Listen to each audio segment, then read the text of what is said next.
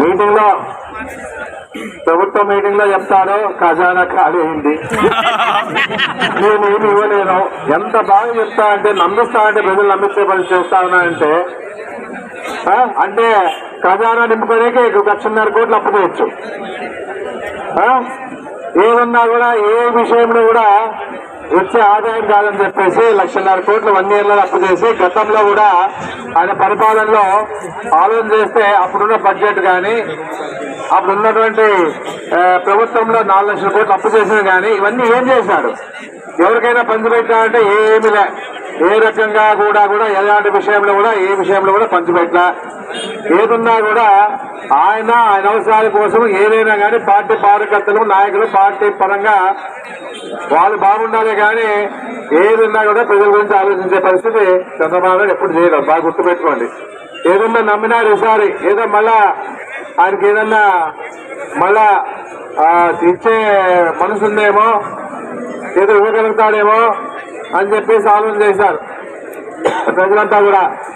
ఏ విధంగా కూడా ఇచ్చిన హామీలను నెరవేర్చే పరిస్థితి లేకపోయినా ఉందని ఊరికిస్తా ఉన్నాడు, ఉందో కూడా ఊరికిస్తా ఉన్నాడు ఆయన. ఆ పరిస్థితి ఈరోజు చేస్తా ఉన్నాడు. ఏదున్నా కూడా గతంలో చూడండి, రాజశేఖర రెడ్డి పరిపాలన చూడండి, చంద్రబాబు నాయుడు పరిపాలన చూడండి, జగన్మోహన్ రెడ్డి పరిపాలన చూస్తే అన్ని విధాలుగా ఆలోచన చేస్తే రాజశేఖర రెడ్డి గారు ప్రజానాయకుడిగా పేద ప్రజలకి అండగా రైతులకు అండగా అన్ని విధాలుగా అందరికీ అందుబాటులో ఉండే విధానాలు తీసుకొచ్చిన పరిస్థితి రాజశేఖర రెడ్డి గారు చేశారు.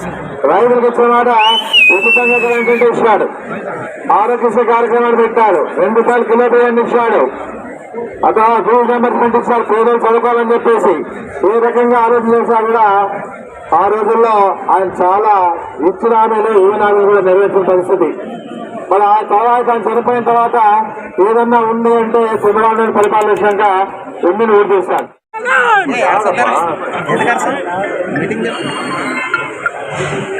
ఈరోజు రాష్ట్ర మాజీ ముఖ్యమంత్రి జగన్మోహన్ రెడ్డి గారి ఆదేశానుసారంగా ఈరోజు వెన్నుపోటు దినంగా అంటే 4వ తారీఖున వాళ్ళ అధికారులకు రావడం జరిగింది కాబట్టి 4వ తారీఖునే వెన్నుపోటు దినంగా జగన్మోహన్ రెడ్డి ప్రకటించారు. ఈ వెన్నుపోటు దినంలో భాగంగానే ఈరోజు నిజంగా చెప్పాలంటే వచ్చిన వాళ్ళంతా కూడా ఒరిజినల్ అభిమానులు పార్టీ నాయకులు అని చెప్పేసి చెప్పడం జరుగుతూ ఉంది. ఎన్ని కష్టాలున్నా ఎన్ని ఇబ్బందులున్నా ఈ రోజు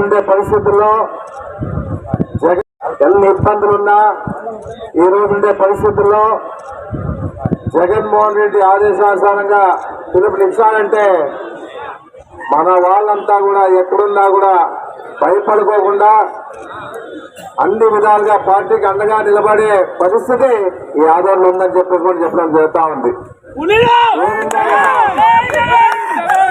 ఇక నుంచి మనకన్నీ కూడా పార్టీ కార్యక్రమాలు చాలా ఉంటాయి. ఈ పార్టీ కార్యక్రమాల్లో ప్రతి వారు కూడా ఈ విధంగా ఈ రోజైతే ఈ విధంగా వచ్చారో ప్రతిసారి కార్యక్రమాలకు రావాల్సింది తప్పదని చెప్పేసి కూడా చెప్పడం జరుగుతా ఉంది. ఎందుకంటే జగన్మోహన్ రెడ్డి గారు కనువిపోయింది. ఎందుకంటే గతంలోన కార్యకర్తలకి నాయకులకి అభిమానులకి ఏమి చేయలేకపోయినారు. ఈసారి ఖచ్చితంగా మన పార్టీ అధికారంలోకి వస్తే పార్టీ కార్యకర్తని నాయకులు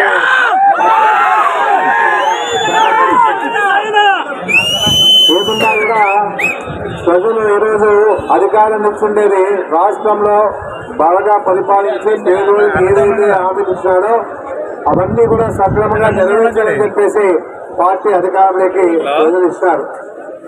ఆ పార్టీ ఈరోజు ఏం చేస్తా ఉంది, ఆ పార్టీ పరంగా ప్రభుత్వం ఏర్పడిన తర్వాత ఏం చేస్తా ఉన్నారు, ఎన్నో అబద్ధాలు హామీలు ఇచ్చినా కూడా అవన్నీ కూడా నమ్మినారు ప్రజలంతా కూడా. ఎందుకంటే చంద్రబాబు నాయుడు వెన్నుతో పెట్టిన విద్య ఏదున్నా కూడా వెన్నుకోట అనేది కొత్తగా రామారావుని వెన్నుకోట పొడిచిన వాళ్ళు చంద్రబాబు నాయుడు గారు, ప్రజలు వెన్నుకోట పొడిచిన పెద్దనాయుడు గారు. గతంలో చూసిన 2014లో ఆయన ఏం చెప్పినాడు, రైతులు రుణమాఫీ చేస్తా అన్నాను, మహిళా సంఘాలకు 25 సంఘాలు కూడా అందరూ రుణమాఫీ చేస్తా అని చెప్పేసి ఆ హామీలు నెరవేర్చిన ఈ రోజు ఏ విధంగా అధికారులు కావాలని చెప్పేసి జగన్మోహన్ రెడ్డి చేసే కార్యక్రమాల్ని తట్టుకోవాలంటే ఇంకా 2 ఎక్కువ హామీలు చెప్తే తప్ప ప్రజలు నమ్మే పరిస్థితి లేదని చెప్పేసి బాగా ఆలోచించాలి.